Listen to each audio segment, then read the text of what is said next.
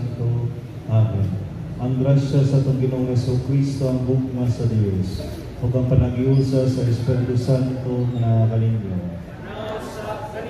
Maayong hapon kanatong tanan.